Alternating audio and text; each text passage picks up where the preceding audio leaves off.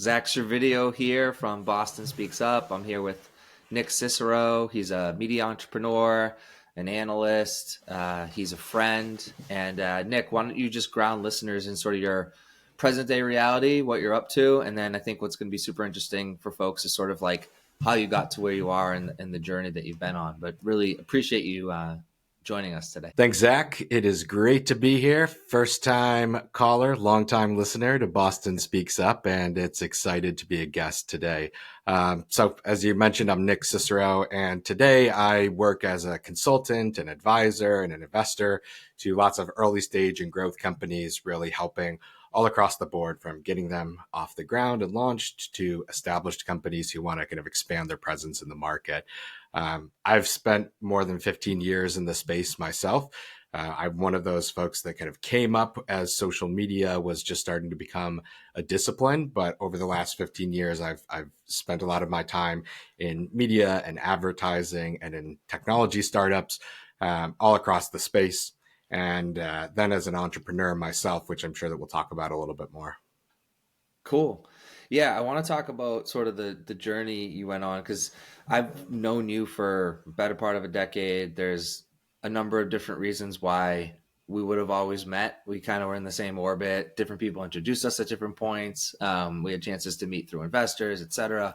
And still and we work together. You know, we've been consulting together for the past year, and we were doing the pre-podcast Q&A, and just found myself learning more and more about you that I didn't even realize kind of early on in your career. So I guess I want to go through like the whole arc of your journey, but actually going all the way back.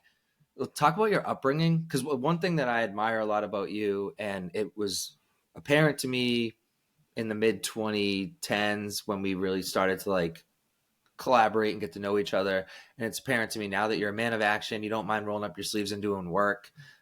You've successfully sold your company, yet you still are willing to like work and write and sort of like just take things to the hoop, as I like to say. You're a great strategist, but you also like take action against that strategy. I feel like that came from your upbringing, but can you share a bit about sort of just where you grew up and what your upbringing was like? Yeah, sure. So I grew up in Syracuse in upstate New York, and spent a lot of time on the job site with my dad, who's a carpenter and in construction. So always either on a job site, in the outdoors, or doing something creative, right? So at the same time that I like to play sports and I like to hang out with my friends and everything, I was also really into like music and playing the trumpet.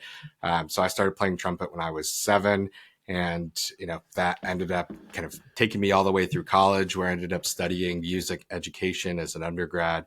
But yeah, and the early days was a lot of building things and making things, right? I always tell people it's no surprise to me that I became an entrepreneur, and I love building things because that's what everybody in my family does. My dad is in construction and is always building either commercial buildings or, doing some residential things on the side, or just fixing up our own homes and teaching me kind of along the way. I've always been involved with building things. And then even when I got really into music, as much as I played trumpet and I loved performing, I really got into composition and music production, and actually like turning something into nothing that kind of came out of my own world, right? So I'm somebody who, even though I'm not a very good artist, I don't really draw very well, I like to take something, doodle things, right? I'm very, very tangible, and I'm really interested in like taking this nugget of an idea and seeing where it can go. And you can do that every day, but I think the other piece of it is also seeing that through, which is kind of one of the things why finally when I kind of got sick of building things for other people, I said, hey, why aren't I building something for myself? And that's kind of when I started to kind of apply my own building techniques toward launching my own company, Delmondo. But yeah, a lot of fishing, a lot of playing music, all sorts of levels of creativity, right? My mom would always challenge me, take me to different areas. I remember going to like, an academic Olympics when I was a kid, and with kids in a totally different school district, and my mom just kind of like brought me myself to go and compete where I didn't know anybody, just doing fun things like that to explore my horizons, taking me to Raffi concerts, right? Singing in the car. All those things I remember just being inundated with creation and creativity and individuality from my parents. That's so cool. So I want to double click on sort of your foray into media, which sounds like music. Trumpet Players Unite. I did not play all the way through college, although I played through eighth grade, which is a decent amount of time. Love me some good brass, so maybe we'll have to dust off the trumpets one day and I don't know, maybe take a trip down to New Orleans and just have some fun. Um, Talk to me about the music, like the first part. Like I would say your first entrepreneurial journey was through music, and so Yeah. talk a bit about like when did that start? Like high school into college, you went to Syracuse. Like but talk a bit about sort of that part of the journey, because you kind of you went to another level and another level like pretty quickly, and to an extent that I didn't even realize when we were kind of going through the pre-podcast sort of Q&A prep. But yeah, share a bit about that part of your experience, sort of, with music, creating music, and then how it naturally led into you sort of like working with artists and brands. Yeah, it's so funny because my mom will tell you now, she's like, "Oh, I always knew Nick would do something with computers or computers and music, right?" And really, I think music and music production was kind of like the fundamental building blocks for the internet in a lot of ways. There's a lot of similarities between learning new technology, taking things, putting them together, figuring out, early days of music production was not what it was, right? And I'm saying early being 36, right? And I'm sure people that have a totally different point of view, but like in my world, like digital music production, early versions of like Pro Tools or Fruity Loops, or and for me it was GarageBand that came out and kind of started to unlock some of those things for me. But yeah, I mean, a lot of them throughout my career, I feel like one of the things that I've been able to do is connect with new forms of technology, and then apply them to non-technology practices, right? So even with social media, right? Social media was very technological, and advances in technology and in the internet that then normal, regular business people that were doing things that didn't have anything to do with the internet, at least they thought, right, are now having to be a part of. The same thing is true with kind of like music production. You're taking all of these different sounds, you're taking all of these different tools that you have, and you're trying to figure out how to put them all together and make them sound really good. And then once you put them together, you have to figure out how to get it out there, to get people to hear, right? And so all of those things, music was kind of the combining of all of those things together, right? I was creating something from nothing. I was being creative. I was getting to use technology and computers with, cutting things up with GarageBand or recording in my trumpet, right? But then you also had this component of how do I get people to listen to it? So that was, oh, well, there's websites, there's blogs, there's forums, there's message boards, right? There's this new thing called MySpace that's out there. And there's that whole aspect of distribution. And then once you get it out there, like how many people are listening to it, the whole data component, like who's listening to it? Is it working? Is it too long? Is it too short? Does it sound good? Does the sound off? So kind of all of those things go in to I think to formulating kind of like who I am today. So, to make a long story longer or maybe shorter. Basically, when I was in high school, out of all things, I took a music business class. And the music business class was this like, local rock star type of guy, played in a band, loved, regional band, went and toured, did all the shows and things, and was, a business teacher, taught business, economics to high school students, right?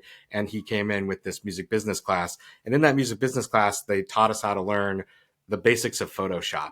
And I don't know what it was about that, but I was doing Photoshop, and then GarageBand was kind of coming out around the same time. And I had just gotten introduced to that in kind of a music class. And all these things clicked. And so I ended up, we ended up having to like make album covers for the class as an assignment. And I just happened to be like searching for things on the internet, looking and researching things in the school computer lab. And I found this site lulu.com, which is actually still around today. It's pretty big in the self-publishing world. And it was still doing that back then in like 2004, 2005. And I basically sold a book cover to somebody. Like I got a job where somebody's like, hey, I need a book cover for my self-published book. Who can design it for me? And I think I got $50 to do it. And it was about drinking, driving, and surviving, which my mom, when she saw kind of like the cover that I made, was, was definitely not thrilled about the content, to say the least, but it was like, wow, that's really interesting. Somebody actually like paid you money online to do that. And so that kind of like quickly dovetailed into this whole world of like making things. And so from there, I was always writing and producing my own songs. And the real catalyst was in college when I got access to 24-hour internet, which I never had at home. We always had like the dial-up internet. So I had constant access to the internet, and I had my own Mac laptop. And from there, I started to understand that, hey, people actually, are paying, just like they paid me for the album cover. They want to pay you to write jingles, to write the background music for their songs, maybe even to help produce the songs, right? I never wanted to be like, I wasn't trying to be like a rapper or a singer or anything like that. I would have, probably preferred to be a jazz musician, so I really liked making the instrumentals.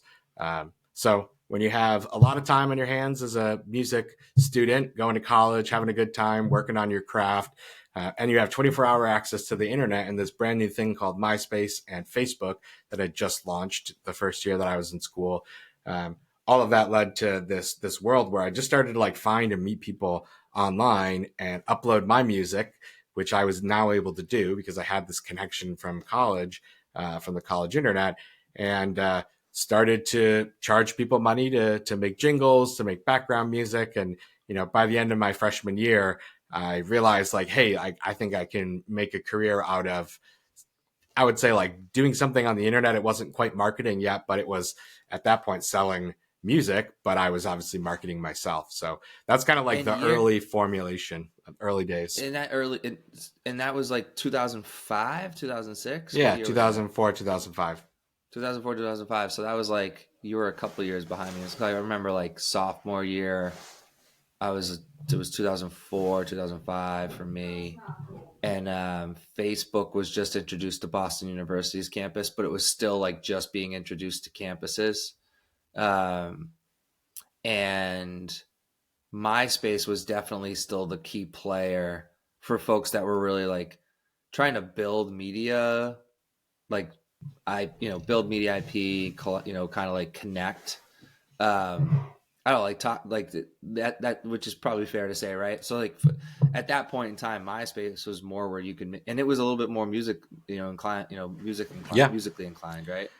Yeah, I mean, that was my world. So like I was like super into making music, and then when I got to college, I was really into like hip hop and jazz and that whole world, and then realizing that, hey, like the kind of the world of music producers, and actually I ended up writing about this in my grad school kind of thesis or research paper, which is all about like the rise of the future producer, right? Which is the name of one of the early forums that I was in, kind of pre-Facebook, futureproducers.com. Interesting. And that was that like whole idea that the individual producer, like everybody knew the artist, right?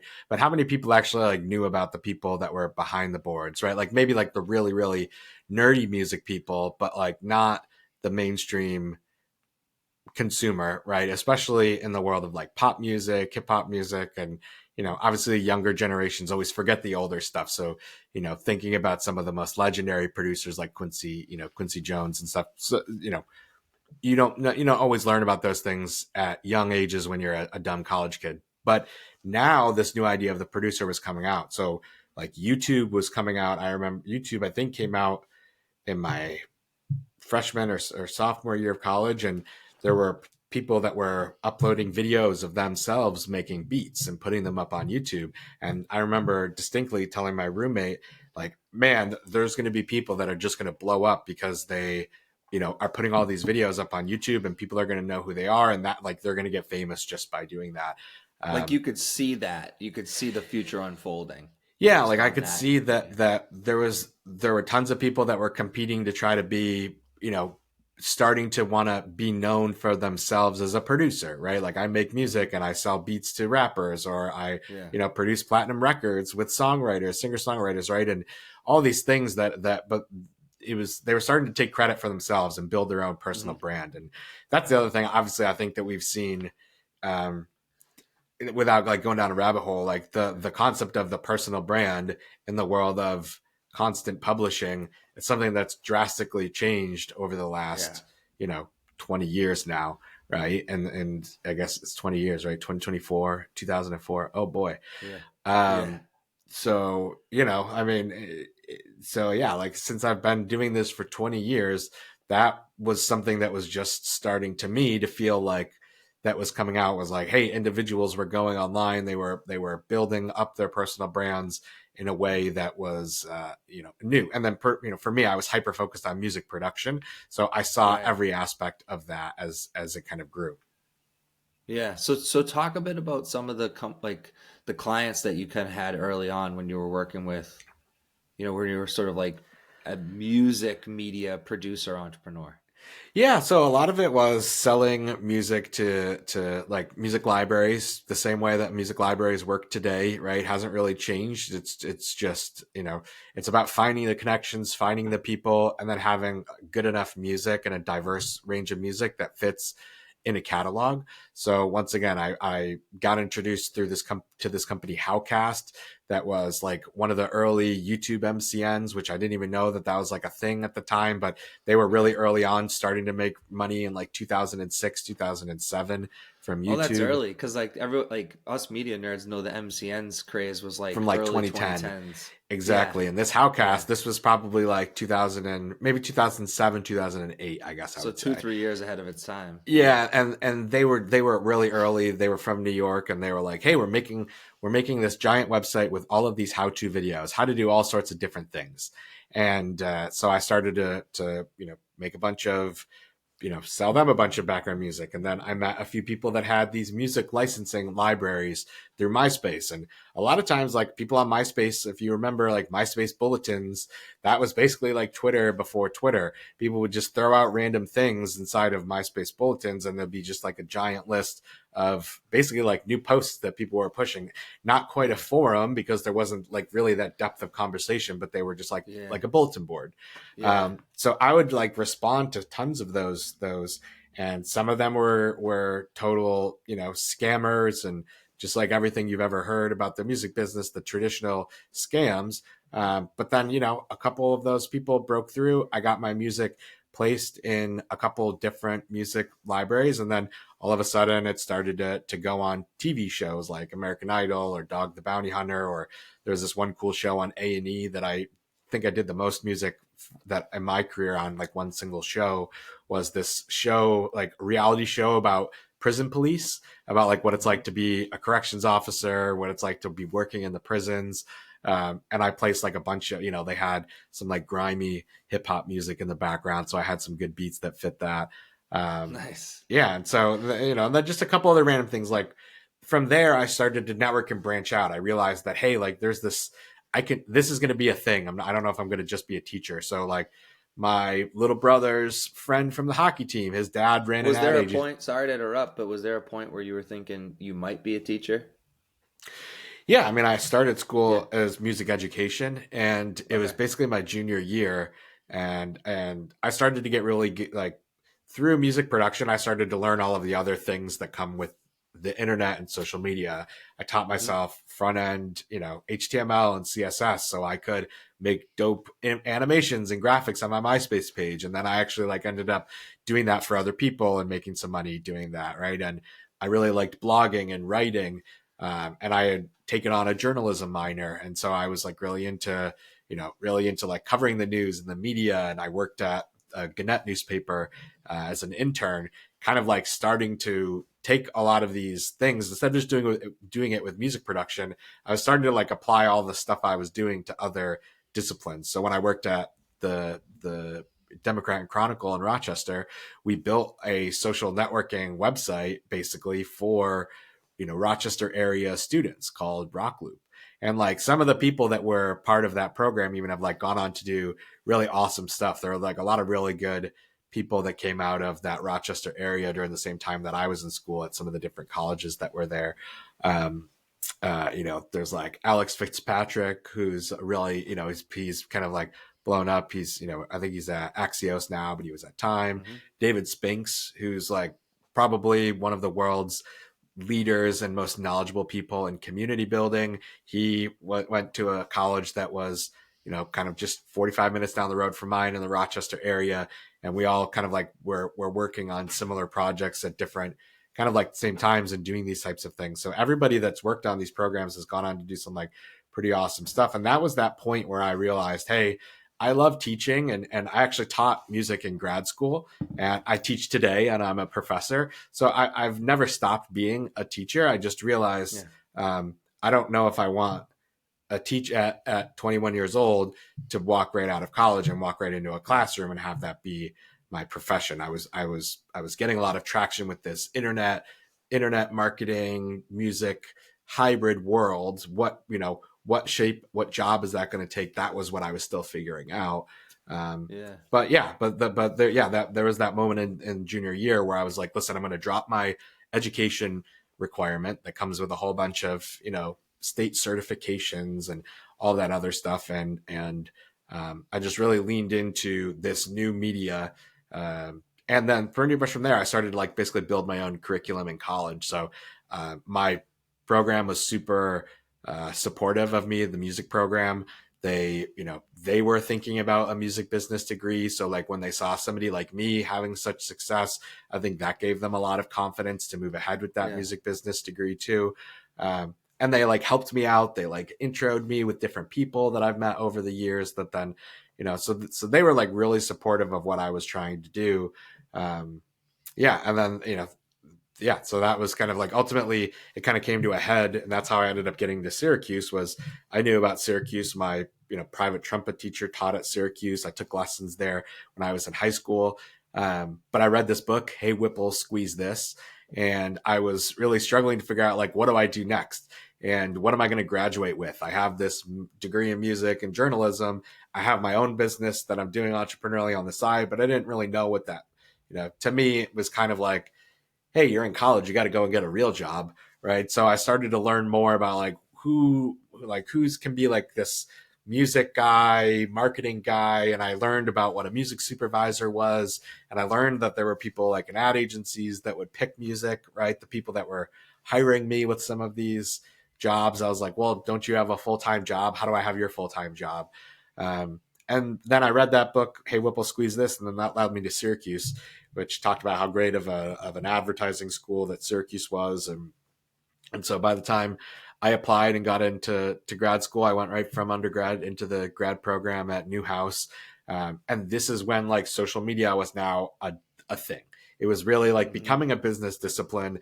I knew it was at that point, and so did 2009. 2009.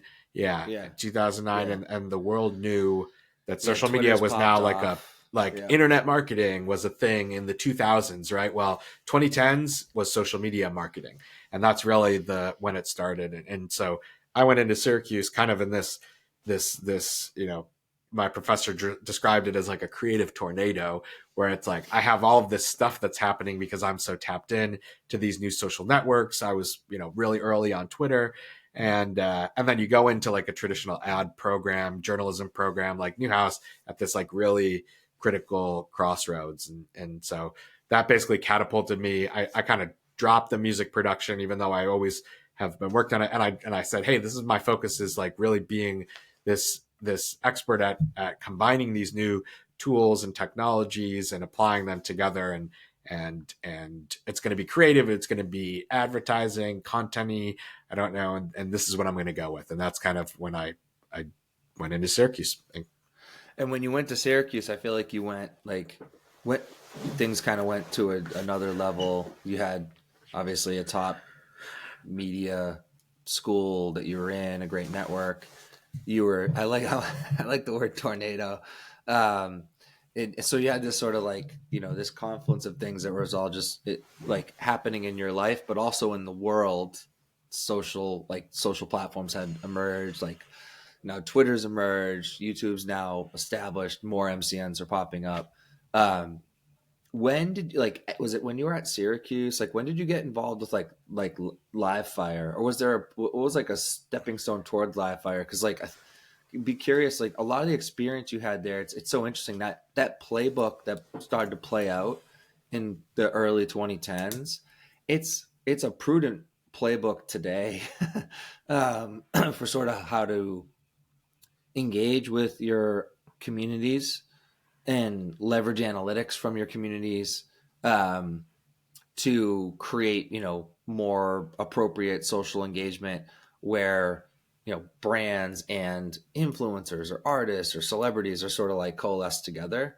And so talk about that, like, at a ground level, like Sure. some of the stuff that you did. And I'm just curious, like where in the timeline that was that like while you were at Syracuse, you started doing that stuff, or like, it was sort of like that helped Well, yeah. catapult you into live fire?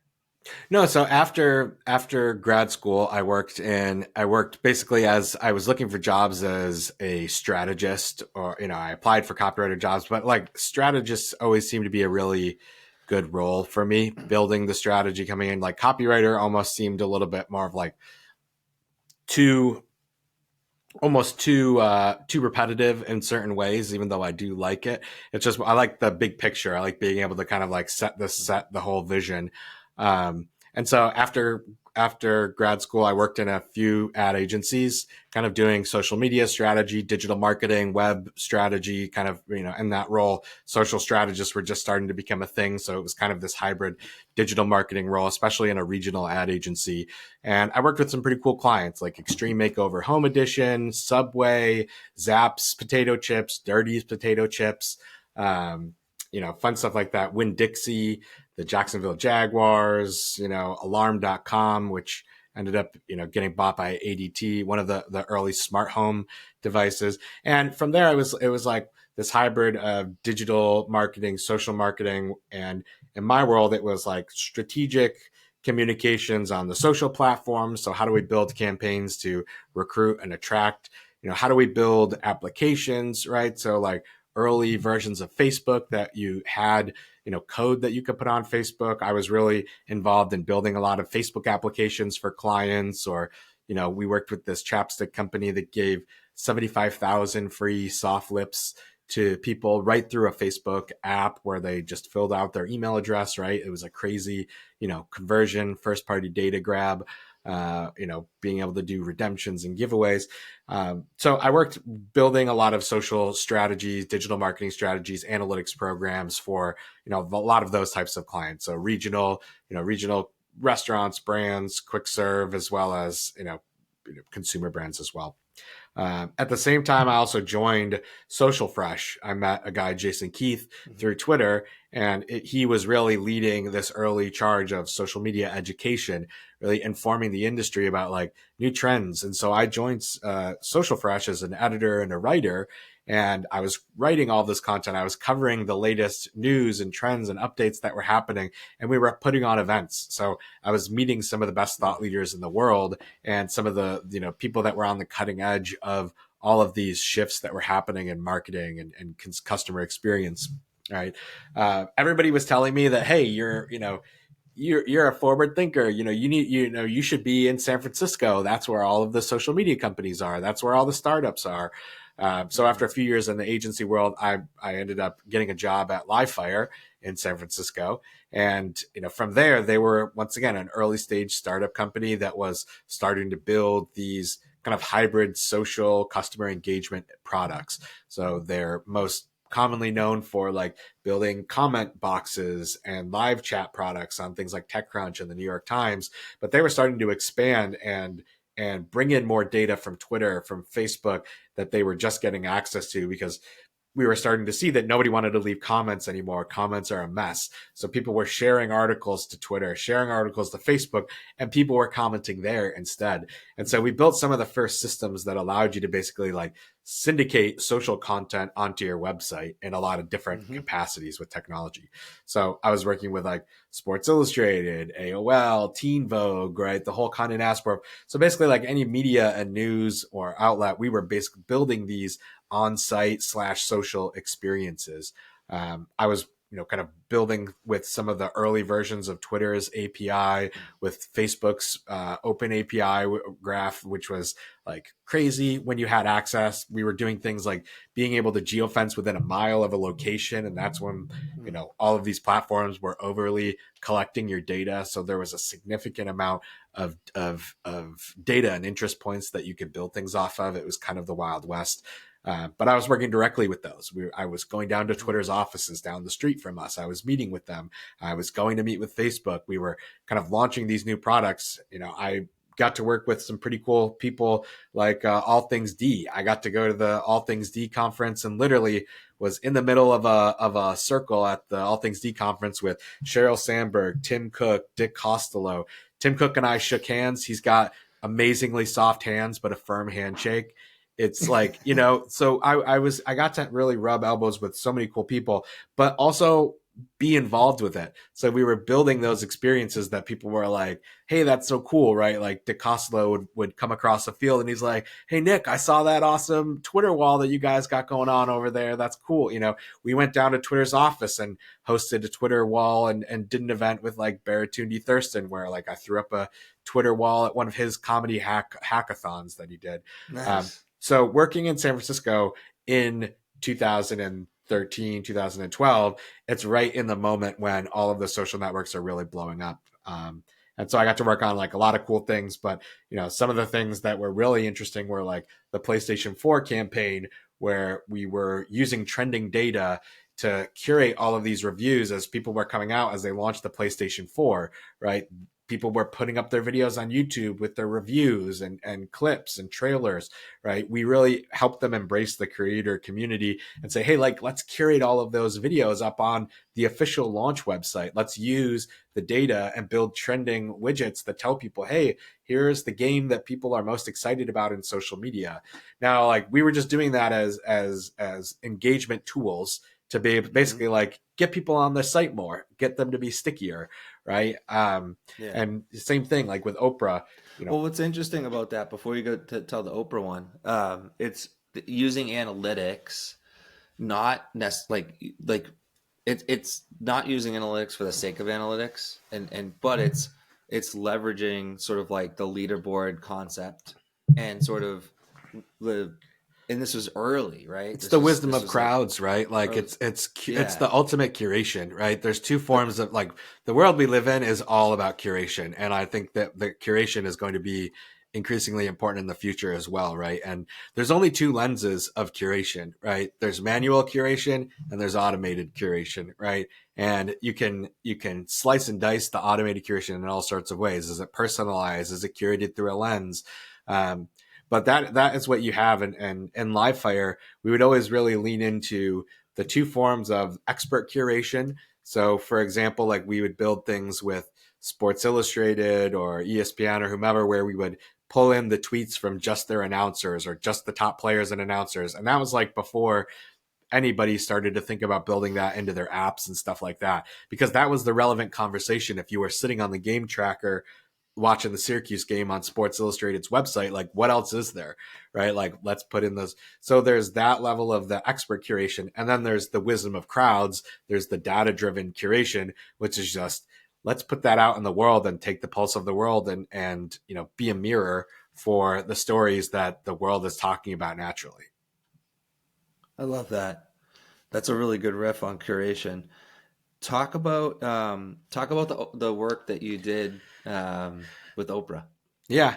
I mean, I think it was fun, but I think it's also just like there's a lesson to be learned here, and that is, you have to figure out, especially today in the world of social marketing, digital media, right, new forms of technology.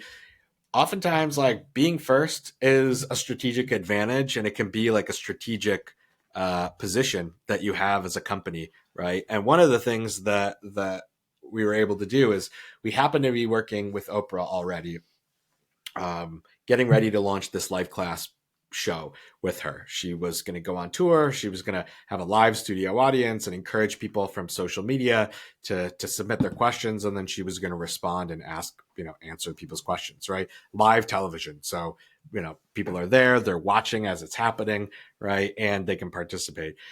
We had always planned, we had built a lot of these, TV enabled social tools, right? So I could put tweets on the broadcast. I could show an Instagram photo on the broadcast. But what we wanted to do is we wanted to really tap into this brand new thing that came out, Instagram video. So we had a whole strategy with Oprah where we would feature tweets, we would feature Instagram posts, people could use a hashtag, and then we have a little app that the producer can pull up the posts, pull up the tweets, and then Oprah would talk to them.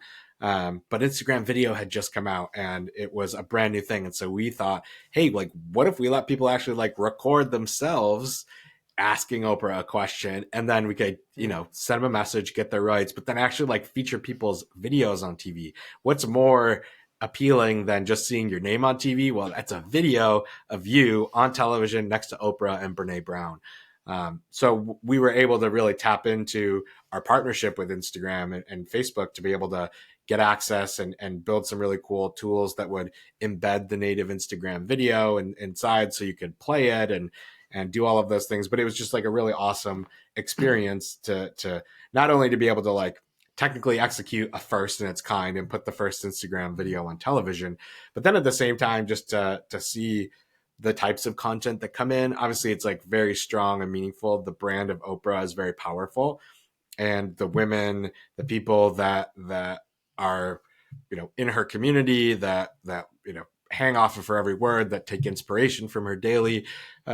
It's amazing. Like you have lots of different projects that I've worked on, and there's Zapp's chips where people love eating chips, and then there's Oprah it's changing their lives, right? And there's different exciting pieces about both of them, but sometimes it's really nice to kind of see some of that really earnest that type of content that was coming in, right? Like you're seeing all these people post all of these videos trying to talk to Oprah, and this is also in 2013 when video on the internet was still, or video and social media was still like a very brand new thing. Facebook was just for your friends. This Instagram, YouTube was pretty much the place where people were making videos. That was it. When we thought about like the world of social media, it was like, oh, YouTube is for video, Facebook's not for video, Twitter's not for video, but now everything's for video, which it's kind of crazy. So we had a really good time, and I got to tour with Oprah. We went to a couple different cities together. I got to kind of see how she and her team work behind the scenes, which is once in a lifetime type opportunity for sure. And I got to be in a prayer circle with Oprah, which is really cool. So it was some fun experiences. That's cool. I remember that. I remember when, I'm sure they've connected more than once, but I remember Oprah and Brene Brown sitting down because that was the one that I was on. Oprah and Brene Brown. That was the one you were on, yeah. Because Embrace Your Vulnerability. Brene Brown, who had that, like, she kind of blew up initially from a TED Talk, and like, my wife and I have like embraced her like parenting manifesto and everything. But yeah, no, Oprah, talk about curation. Oprah, fosters and kind of curates like a really inspiring mix of people. I think that's part of why she's inspiring, is because she kind of like, she creates a whole rising tide of inspiring figures and like lifts everyone up, with her, or together. Yeah.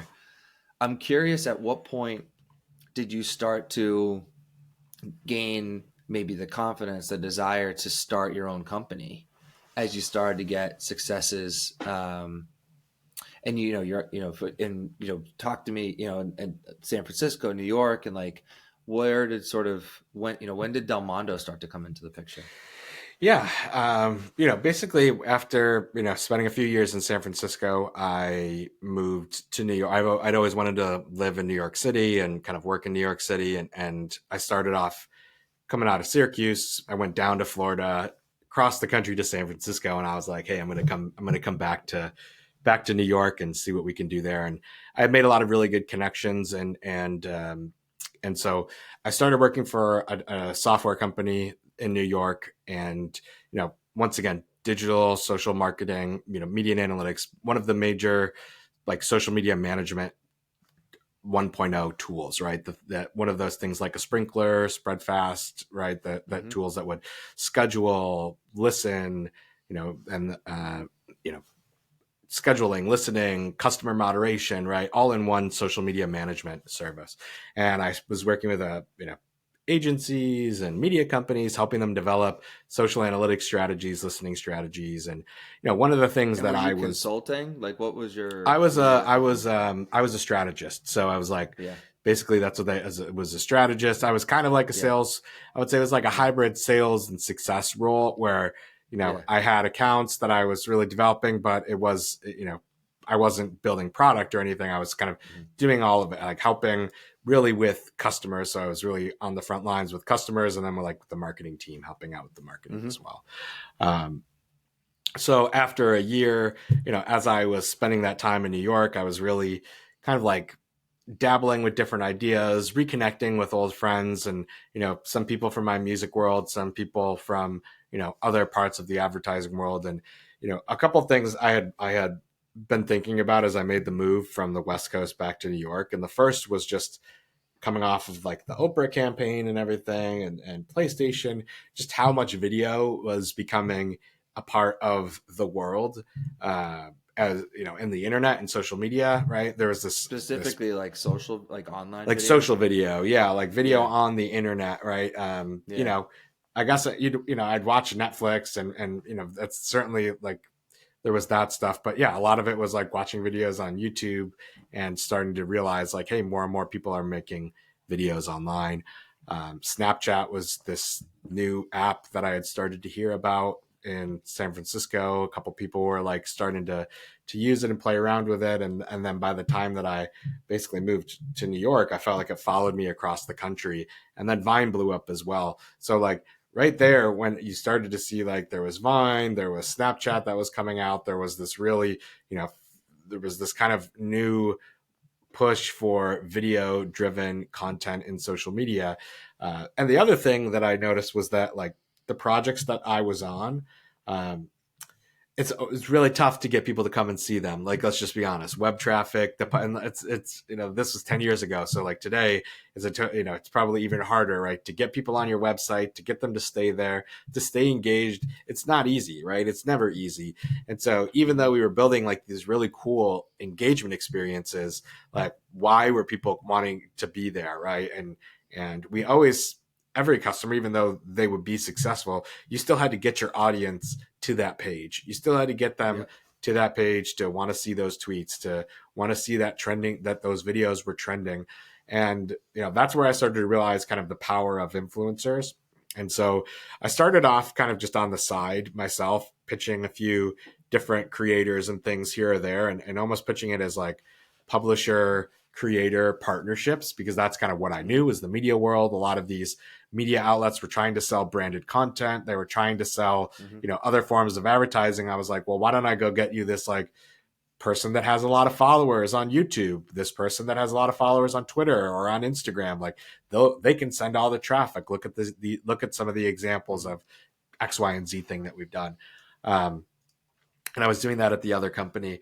And then, the company that I worked at was going through, and ultimately, I started to get more and more into analytics and influencers, and so I had started this idea of Delmondo as kind of to be an umbrella for my side business, so I didn't have to call it Nick Cicero, because I was, once again, it's always been nervous to take that risk as an entrepreneur and just like say, hey, I'm by myself and I'm running this business. Yeah. It's a really big step, for anybody to Hmm. take at any stage, even if you're a two-time Hmm. founder, three-time, I don't care how many times you've been a successful founder, even, to put all of your weight behind a brand or a company and make it yourself, right, is a lot, right? And same thing, to put it Yeah. all on your name is also very difficult too.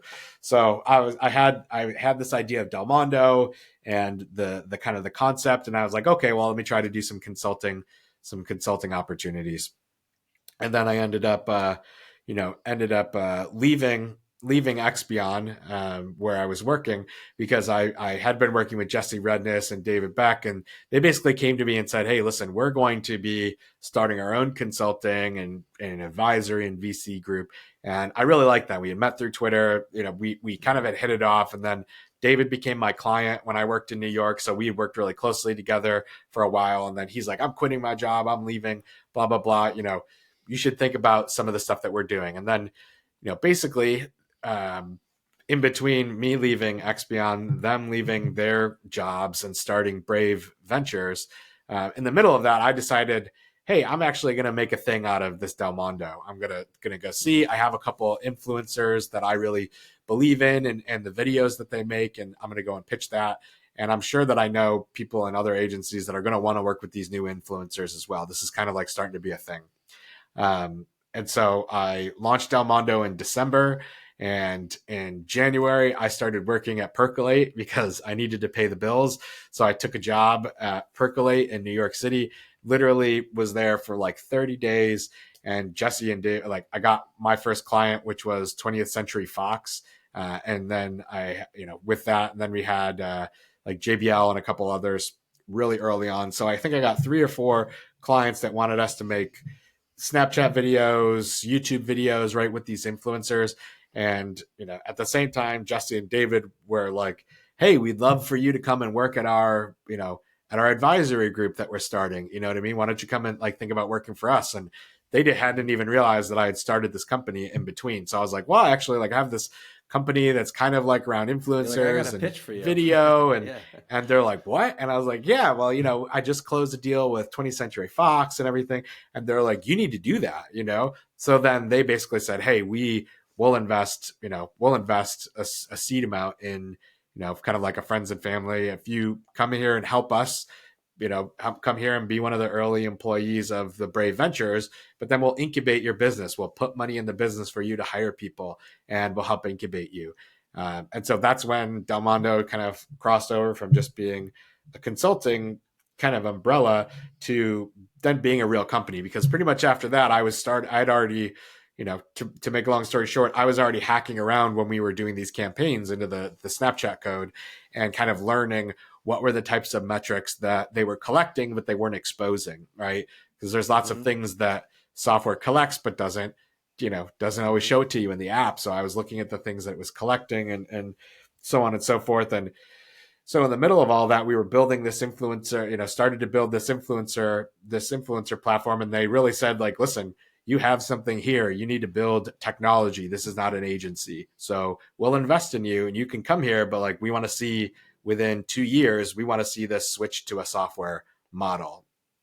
Yep. And so then that was it. So Delmondo started off really early as influencer software hybrid partnerships.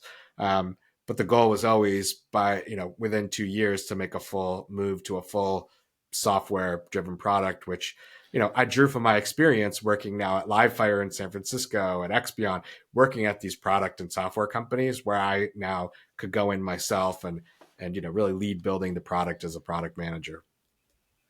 When you sort of embraced the Delmondo fully and you then sort of develop this more of a software sort of tool. I'm a bit curious, sort of like how, like, you just mentioned some of your past experience helped with it, but how challenging was it to like switch to a SaaS model and like create, software that, folks could just, subscribe to and serve themselves with. And then I'm also curious, at what point did it become, and was it clear then, or at what point did it become clear, wow, an exit actually could be a realistic and favorable outcome in this wave that Delmondo's in? Sort of curious. Those are my 2 questions. Is like, how hard was it, like, to identify those factors of like what was being collected but not surfaced, so that you could create a really good analytics tool and in as efficient way as possible? And then at what point did you realize, hey, this thing I've built, the way it fits in the market, we have some suitors out here that should acquire us. Yeah. Well, I guess the first thing is I've always been, there's all different types of products that are out there, right? And so, you know, I would say that I'm not classically trained in building of products from the ground. Like there's all different schools of thought and things like that. But um, for me, what I like to joke and say I play a developer on television, right? So my entire basically, life now, since I was 16 or 17, I've been like hacking and noodling around under the hood of stuff, right? Mm-hmm. I wouldn't say that I'm like an expert mechanic, but I'm enough to be dangerous. That's why I joke around and Mm-hmm. say I play a developer on television, right? When I, so I understand how to build systems. I understand how to do the reporting. I understand the goals and the outputs of what people need, right? And then at the same time, I I had the ability to buy a lot of these tools. So I spent years working at other companies, buying, looking at different software tools, using different software tools, building with things. And then when I got to things like Livefire and then Expion, to be a strategist in some of these types of companies, you have to, I think, you have to know what you can do and what's not said, right? So I always really considered myself to be like a social platform expert and know that like, hey, like, you can't, you're not going to be able to get public video views on, on an account that's not authenticated because Facebook's API doesn't allow, like all those little nuances I always knew because I always had to figure out like, what could we do, especially in the early days, like at Livefire, the fact that like, hey, if we just started to pull the longitude and latitude from the API, we could then create a geo fence that then just puts together people that are in a specific radius, right? And like Mm-hmm. the Facebook API or the Twitter API doesn't do that, but it gives you all of these like little pieces that then you can put together. And then we could build something with that. We could go and like build a cool widget. We could go and sell that to somebody. And kind of like my role as a strategist in Livefire and then, even lesser at Expion, but, was to go and like find those expansions. And then at Expion, it was all about like really understanding how do you build the most effective data and analytics tools, right? Because then people were building custom reports, building dashboards, and trying to then report back on all these different use cases. So, how easy was it? I don't know. Looking back on it, it wasn't really that easy because I didn't really Yeah. know. I'm not like a programmer, right? So I can I can build a website from scratch. I probably know a lot more now than I did back then. Um, but like a database, the concept of like saving and storing data and things like that I had no idea. So like I knew that I could draw up and I could write up all the things that I wanted it to do, and I could even tell you what I wanted it to look like or like mock up what I wanted it to look like. But I couldn't pull the data, save the data, store the data, call the data again, remember it, Yeah. like do stuff so it did this when I would do that, like all of those things. Like Yeah. I hacked together the first version of Delmondo's Snapchat analytics in just a Google sheet, right? And it Nice. basically like one Well, side of the sheet you took knew in the the inputs and the other side of the sheet put out the dashboard, right? And so it was very, nice. I very mean, you knew manual. like a lot of good product owners.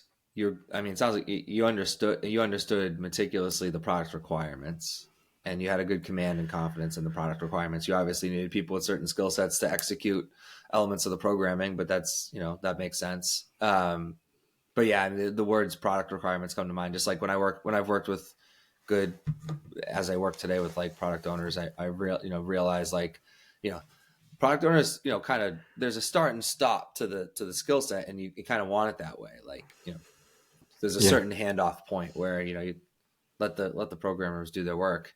Um, any sort of like particular like m- events that happened in the journey of Delmondo? I think it was 4 or so years, like that maybe helped catalyze you toward like the Conviva exit.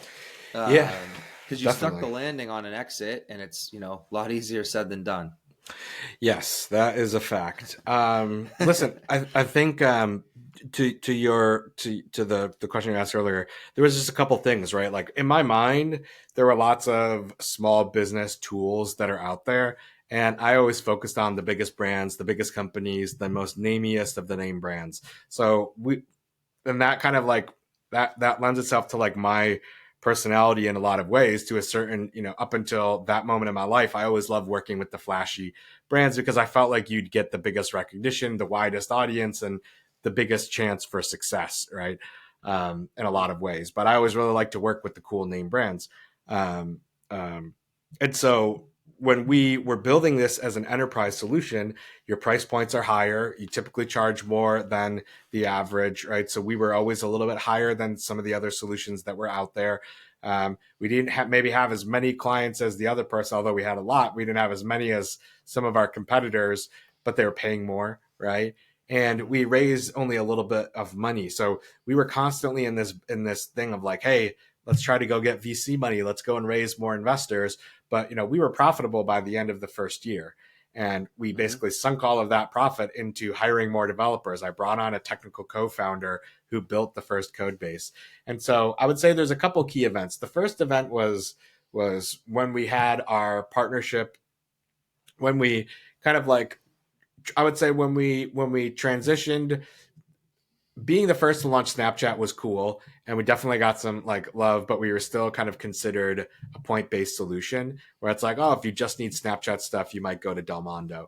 And then when we started building the first like live streaming analytics, which people really weren't doing yet, is like real-time live social video analytics. We started with Facebook and YouNow, and we got that first. What?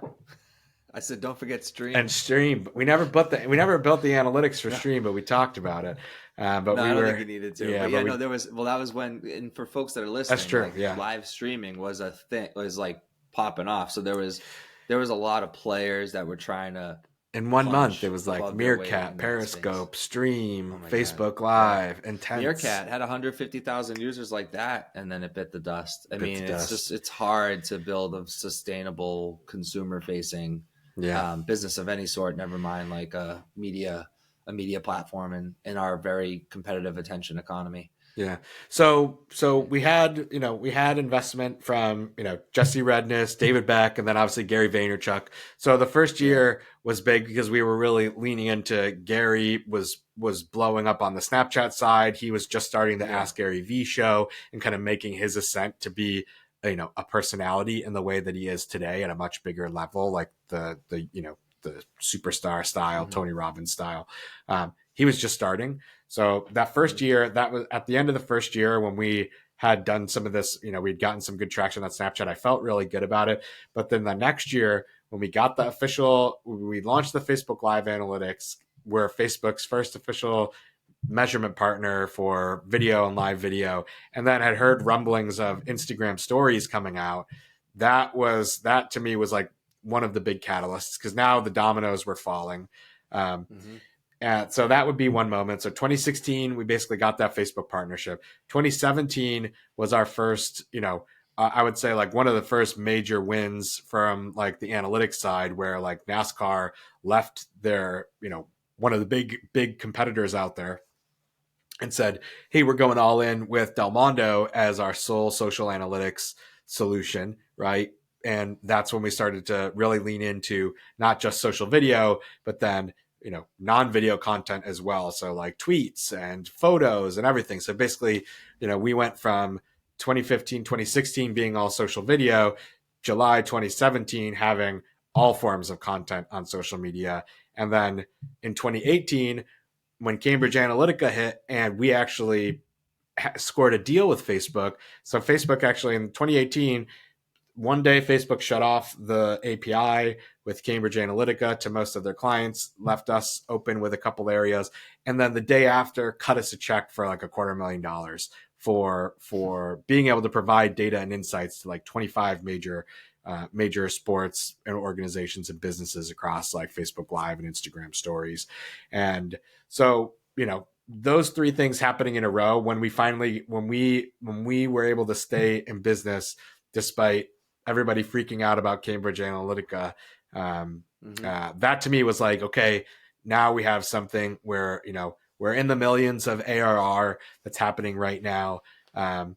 One, what VC wouldn't invest in us, but even then, like, who cares? Because I'm already making a lot of money. And so once we got some of those early Facebook deals, then, we started to basically we started to get more questions. People started to like take us seriously at the next level. Now they're companies like WWE and Turner Sports are saying, "Hey, like I love that you brought all of our video in one place. I love that we can pull in all of our like what about the video that lives on our website? What about the video that lives on our mobile app?" So we got to this point where it's like we didn't have any more social networks to add because there weren't any yet. TikTok was like, we actually had supported music. We supported Musically super early on because we worked with MTV, like before Musically died off and then came back with the whole TikTok resurgence, right? Like Musically was a thing for a year and then like had a quiet period through the acquisition and then came back and blew up again. And we were early on that too. So there were literally no other platforms for us to support. So we had basically become your source of truth for all of your social data, for your owned and authenticated social data. And so our customers were like, what's next? Let's get our owned video and bring that in one place. So now we can really see all this together. And once that started, that's when I realized that I don't have any senior people. I don't have any senior executives. I don't have any salespeople. It's myself. I had an awesome intern who was doing work. And then I had at that point, I had a team of 10. So we had our customer success team, myself, and our development team. And so we were like a team of 11 going out there in the market, really hustling. I was doing product management, selling and marketing. We had, Mike Metzler doing a lot of the customer success, Tara doing the market, doing the customer success, really like making sure that all of our clients were taken care of and really being there for them. And so like, I realized that we just weren't going to be able to get to the next level unless I had something else. Like I needed more people for sure because I needed to scale this business up. I needed to grow, but I had never had any experience doing that. So that's kind of like, and I don't even consider it At one point, I kind of was like, "Is that a cop out as a founder?" But then I came to the realization that it's like, no, like I've built something that is making money, that's profitable, that is software. Then that's really really hard to do. So there's got to be some other company that has experience, expertise, other people that I can learn from, that I can go in. And those are the types of things that I'd want to have too. But then I also don't have to have the overhead of like people trying to tell me what to do. And in a sense, I get mine. I get to be successful. And I also, but I want to keep growing the business. So to me, there was like a whole set of things where it's like, if I can find another company that wants to absorb this and expand, but then I can keep working and building, like we're just getting started here. And so, yeah, that's kind of like what ultimately led us to Conviva, is like clients like WWE and Turner Sports. Brave Ventures got acquired by Turner, and Jesse Redniss and David Beck and the team went to go work for Turner. And I was, still independent running Delmondo. And, they basically they said, "Hey, we'd heard about this company, Conviva. They are doing a lot of like technical measurement of video for a lot of the Turner brands, and they work with WWE too. But, they measure all of the video just like you're trying to do. So instead of trying to go to JW Player and pull from another API, because right, Delmondo, because we worked with these social platforms, we weren't the sensor, right? There's two different kind of like, there's a multiple different measurement methodologies, but in terms of like, data and analytics, right? You either have a sensor that's embedded, or you're taking somebody's word from it and pulling from it. So now, granted, with the Facebook API, we got very granular, so we could check Facebook's work. So it's not like we said, if a post got 10 likes, we could actually validate that 10 likes actually came through, right? So it's not like we just took Facebook's word for it. We were doing, individual counting of metrics and things like that.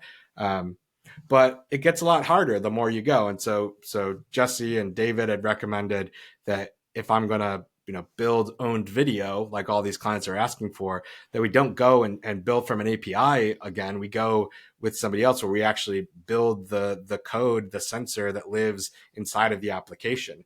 And it just so happened to be that they met this company, Conviva, that was doing that. So yeah, that's kind of how we got introduced.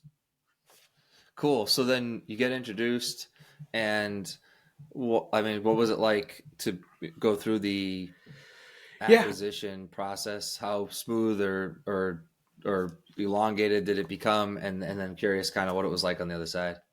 Yeah, it was it was exciting, it was stressful, it was all those things at once, because it's like your entire history as a company, every decision that you've ever made basically comes back over the, over the process of due diligence and negotiation, and looking into the code and the tech and everything that you've built, and literally like justifying almost every every point of your existence as a company. Why is this? Well, why is this? Like, why are you better than this? Why did Facebook let you do that? How come you're the only person that got to do that, and Facebook, and everybody else didn't? Um, which is fun too, because you get to kind of like puff your chest out a little bit and talk about how you make shit happen. But at the same time, peacock. but at the same time, you're constantly second guessing yourself. Like, is this all going to fall apart? Like, one of the critical things that I don't know why nobody ever, or maybe they did and I didn't listen, but like one of the things that we never did until we joined Conviva was annual contracts. I never had an annual contract until we joined Conviva, and then we basically converted all of our customers over. And every month I was wondering, like, I had contracts that were written for a year, but like they could have canceled on me any month, right? And certainly after the acquisition, when the pandemic hit later, like if you're a small business, if you don't have like enough chutzpah, sometimes like companies will just cancel on you because you're a small company, and they just say forget it, and whatever, they'll take care of it. Not everybody is so so generous to early stage startups and things like that. So there's a lot of things that could have happened, but and it's also about finding the right fit. So Conviva, for them, they were focused on much more of a technical measurement, and they at the time wanted to really expand and move into audience measurement, into content engagement, into more of the business side of the house, whereas traditionally Conviva had focused on technical measurement. Like, man, we're putting video on the internet. It can't buffer. It can't have latency issues. We can't have video failures. And all these things are extremely critical, right, to make video work today, because video is the number one behavior that we're all doing on the internet most of the time. So like the infrastructure is critical to be able to make this experience all that it was. But when you have to have that level of accuracy, which Conviva has, because it's an amazing company and an amazing product and technology, when you have that level of precision and sophistication, that opens up the best level of measurement for content engagement, for audience engagement, and all you can do with that. And so for me, it was also really exciting to be able to say like, hey, look at what I'm doing. WWE, which is one of the world's largest video producers on social video, is using my platform, and look at how much more video minutes consumed are happening on WWE social versus what you guys are already measuring on their website, on their mobile app. You know what I mean? Or, X, Y, and Z company that you're launching the streaming service. By the way, their YouTube has 5 times the amount of consumption that their streaming service. So like, we're speaking the same language. And so for me, it was also exciting to show them that time is a constant. Time, it doesn't matter if I'm watching video on my phone, on my computer, on my television, right? We all only have the same 24 hours in a day. And so I might have multiple screens, but at some point, we only have enough time to be able to watch so much content, so much video, and there is crossover. So this is why we need to deduplicate it. How do you reconcile it? Exactly. So the and the process was really interesting. Legal processes. I got to know my lawyer really, really well. He became my best friend. Fortunately, he's an awesome guy. So that was really great. And it was a lot of work ultimately to get to the point where they said, hey, we'll give you cash, we'll give you equity. And then when the papers were signed and you get that check and you see those numbers in your bank account, like obviously it's really rewarding and exciting. But it's also, I don't know, it was really fun to go through the process. But then at the same time, like literally at every day, wondering, is the deal going to fall through? Are they going to sign it? Are they going to pull out today? Is today going to be the day that I piss them off and like the deal goes sour? Or how do I balance that with all the customers, that we have to keep the customers happy? And what are the customers going to think when we sell? Like, how is that going to work? Are all the customers going to want to cancel? It's really stressful. It's really fun. But it like honestly, between that and the experience after, like I feel like I've it was very transformative for me as a person. I feel like I understand more about the entire world, whether that's finances, numbers, planning, working with people, just opportunities of business. I just feel like my whole, throughout the whole, obviously I stayed on at Conviva, which we could talk about maybe, but through the whole journey, of Delmondo and Conviva through Yeah. that kind of, almost 10-year arc ending Yeah. last year when I stepped away. It was very transformative in my life, right? And it was a long period of my life, Yeah. 10 years, Yeah. um, but yeah, like it's obviously, and it's fun to be able to say that you exited and you had a successful business, but I'm even more proud of the fact that we were profitable when we exited. We went into Yeah. Conviva, bringing revenue to the table. I'll never forget like being introduced at Conviva and the CEO at the time of Conviva saying like a lot of people were wondering like, why did we acquire this company? Why? And he's like, well, they're actually profitable and bringing revenue onto our books, which I thought was Yeah. super, I knew it, but Yeah. like, it was really cool to hear, 200 other people like realize and like that be so meaningful to them too, which was, so I'm always Yeah. really proud for saying like, we didn't just exit the company. We were profitable. Everybody made money and we did really well. So That. it's a great story to be able to have. Not everybody's, obviously Yeah. it's rare, Well, but I'm proud to be able to have done that. nice. Well, I do want to kind of jump ahead to like the last year plus, like talk about sort of like the the decision or the variables that existed that sort of like helped you feel good about like departing Conviva and what the which was tied to Delmondo, which essentially had this arc of things that you were doing for almost a decade. At the end of 2022, you made the decision to leave and sort of talk about like what it went into that and sort of like what you wanted to kind of seek out, what you thought, how you thought you might now reemerge in the media sort of entrepreneurial sort of community, and how it's actually gone for you Yeah. in a sense.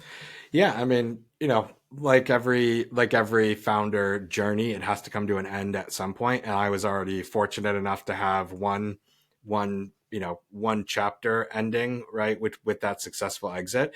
And, I was fortunate to stay on after we were acquired for another 4 years. We grew the business significantly. We grew the revenue more than it ever had been when I was running the company by myself, with me leading all this team. And I got to learn a lot, right? So like that was my whole goal going into Conviva, was like, I'm going to stay here as long as I can, keep learning, keep leading. I want to lead my team, but I also want to learn. I want to have resources and I want to be able to expand my knowledge. And so over the 4 years that I was at Conviva, I learned a lot. I got to become a great leader and work with people and grow the revenue, grow the product, right? Launch new things like some of the first TikTok analytics that we launched. And then it got to a point where, I really just wanted to kind of expand and look for other opportunities, right? As a founder, there, especially being a founder who gets acquired, you don't know, you no longer have the ability to write your own ending when you are at another company, right? Once you go into that company after they acquire you, and this is by no means like a negative comment, it's just a comment on the facts. The facts are, once you sell your company, it's not your company anymore. And you go into something else and you are now an employee of that company. Even if you're the CEO, you are still an employee of that new company that's owned by somebody else, has different shareholders, different, ownership structure. And so, it just got to the point where I loved the coworkers. I loved the people that I worked with. I loved my clients, and everything was going really, great. But for me, it was time to basically move beyond that. And I'm not gonna lie, there was also lots of challenges in the world in 2022 in the world of social media. Elon Musk taking over Twitter was kind of crazy. That kind of caused a shakeup. Mm-hmm. TikTok's uncertainty and legal status certainly was kind of crazy. So that there are definitely all these other situations. I don't know if they like weighed in on my decision to leave or anything, but it was more of the fact that I had also started to do more advising and investing 2 years ago, I started teaching at Syracuse University as a professor, and I really enjoy doing that. So it gets to the point where there are lots of things that I would like to do, but because I wasn't the owner of the company, I couldn't just do them under the Delmondo umbrella like I used to. Mm-hmm. Right? I used to be able to take on different side projects under the Delmondo umbrella, even if they didn't fit the SaaS client, because those were things that we got to do. And so there was just a lot of new opportunities that were kind of coming to me, and I wanted to take advantage of that. So for me, that was basically a good time to get everybody in a good place. We, as I mentioned, we had the most clients, most revenue that we had in the history of the Delmondo / Conviva business of that software of social insights. So to me, it felt like the perfect time to kind of end on a high note and leave on a high. So that was basically why I decided to leave. And since then, I've basically been really focusing my time on what I just mentioned.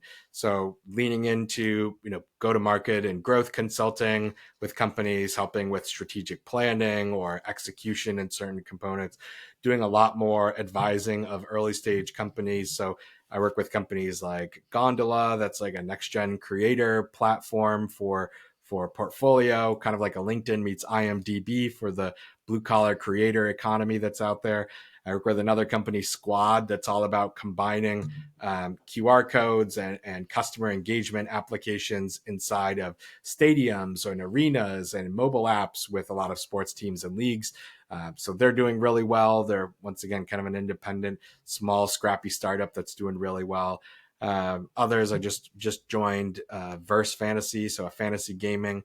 Even though I'm not a huge fantasy sports player, I'm really interested in the convergence of betting and media and the data that's gathered through the act of people playing real money games that we're able to capture. So there's some interesting things with that, and I'm also leaning back into my Syracuse roots. So not only have I been a professor, so I teach advanced social and digital strategy for master students right now, for grad students at the Newhouse School. And I've been teaching that for 2 years, and this year will be my third year teaching it. And then I've also launched an alumni board with really awesome and prominent other young alumni who have come out of the Syracuse program. People that work at Endeavor and Google and American Express and Instacart, right? All of these great places that have really awesome young alumni who are emerging leaders in their own right. So we launched this Newhouse Emerging Leaders Board in order for us to basically provide advisory services back to the Newhouse School so they can really innovate in the world of public communications, but then at the same time really build an awesome community of like-minded young professionals who all have this kind of shared experience of going through the Newhouse School and building up the network, and working with a cool little company called Value Creation Labs on a lot of really interesting projects as well in terms of go to market and things like that. So it's been Nice. a fun year. It's been fun. It's certainly as the curator of Vibes of Value Creation Labs, we're lucky to get opportunities to work and collaborate with you on different projects. So it's been a lot of fun the last year plus, and we got some cool new exciting things that we'll be working on this year and into the future. Nick, I'm curious, as we're kind of getting close towards wrap up, just you're really thoughtful and sort of sharing all your experiences, but when you boil it down, share some of your tried and true kind of lessons from the years of being sort of just navigating the landscape, hustling, finding ways to earn, ultimately finding a way to exit a company. But what are the big kind of lessons that you would share with listeners, especially young listeners that are 21, 22, and they're eager to kind of get on the right foot, get on the right path, and just exhibit the right sort of characteristics to achieve the success that they're seeking? Yeah, I mean, and everybody is going to be different, but I'll just tell you what worked for me. One of the things is constantly learning and demonstrating things that I've learned. especially as I mentioned earlier, with the way that the personal brand has transformed in the past 20 years now. I always see this all the time about people joking around about, uh, I don't need to see your fluffy sob stories on LinkedIn about like, you see this all the time of like sales guys who post something about like, oh, I had a, I realized that like I took a walk, I did the, like you hear about like the hustle porn or like, or stuff that Yeah. just doesn't even make sense or that isn't Yeah. even relevant. Like nobody wants to go like creating a personal brand and putting out content and demonstrating your expertise is not just like filler stuff. So one of the things that's Yeah. always worked for me is writing down the points of view that I have, whether it's writing it in a Mm-hmm. blog article, whether it's trying to contribute quotes somewhere. And most of the time before I was, before I knew anybody, I was just putting it out on my own platform, right? Just writing it up on my own blog, putting it out on my, putting it out on my Twitter, putting it out on my Facebook or whatever, connecting with other people and writing down the things that were in my head. And I think we have a tendency to get too much in our head, and I'm still like this even now. Like there's times where you get so in your head that you don't want to like put out those things, or you almost like worry about what other people might think, especially today with there's so many different points of view and there's so Yeah. many different people telling you to post and write and do this, right? But it is really important because if you don't put the pen to paper, it's really hard to memorialize your knowledge and your thoughts. So that's one Yeah. thing that personally has always helped me. Yeah. um, is not just that I'm out there, but like there were tangible things that you, Zach, could look at, right? If you meet me at an event, you might think, hey, that thing's cool. But then you actually have to have a way to sit down and peel back the layer with somebody, right? Like, how do we know? How do you know what Nick is? How do you know who Nick is? How do you know if I actually even know the shit that I'm talking about? Right? Like, I'm just a Mm-hmm. guy. I got a name. I can write stuff up there. But like, what's the substance that I'm putting out there? And then, if you're not working with somebody in your everyday and talking with them and having meetings with them and seeing their work, you don't know what's up here. You don't know what their output is Yeah. going to be. So for me, Yep. writing down things, putting that out, no matter if I felt like I had an audience or not, helps me to memorialize the things that I have.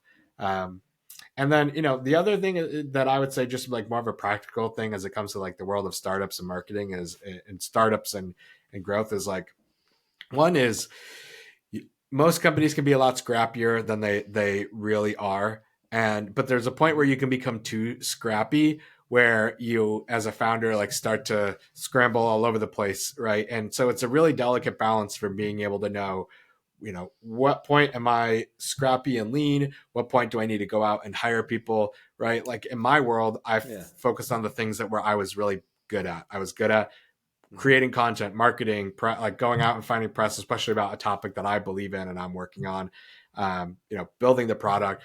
So I outsourced an accountant. I outsourced the payroll. I got a virtual assistant to Yeah. do all that stuff. Yep. All the things that I didn't want to have to do, I made, and I realized those things.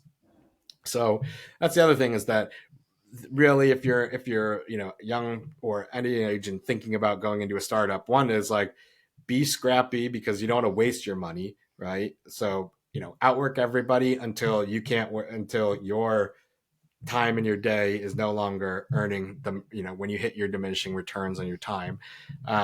But don't be overly scrappy, that then you're missing opportunities. So there's lots of startups that Mm-hmm. I see today that might be better with $1,000, $1,500, $2,000 a month to somebody else as a consultant or something else, and having really clear deliverables to get that done. Right. That's the Mm-hmm. other thing, is that too often, like, I'll see people hire some of these consultants that don't have clear deliverables or things like that. And then they kind of just like waste the time, waste the money that they're spending with them. And you go back and it's like, what did you spend that on? So, Right. be scrappy and figure out like what are the things that you can do the most, and then I find love others it. that are like you. And yeah. Nice. I love it. All right. Last question. What's your challenge for listeners? My challenge for listeners is to spend more time in nature. So I'm a big outdoors guy. I know that you are too. You like being outdoors, like take walks, like to, go. And I just really like to be in nature. So Yeah. I don't know. I was just, was thinking about that the other day, walking through, my backyard as like a, little forest path that we can walk through. And I just like walked over and I like listened to the brook.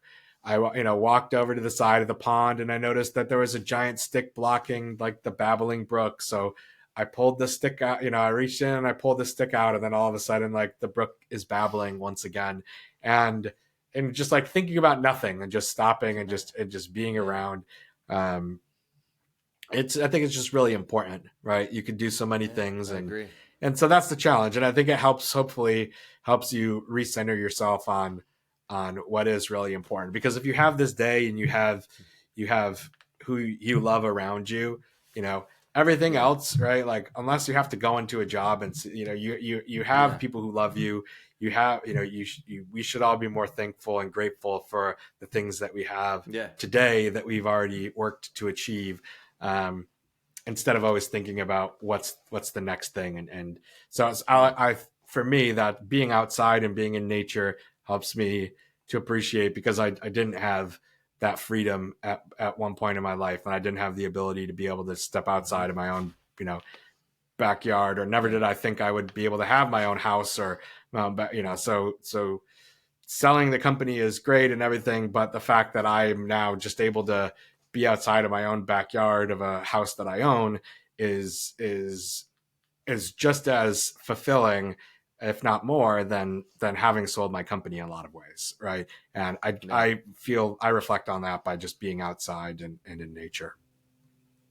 Love it. Nick, thanks so much.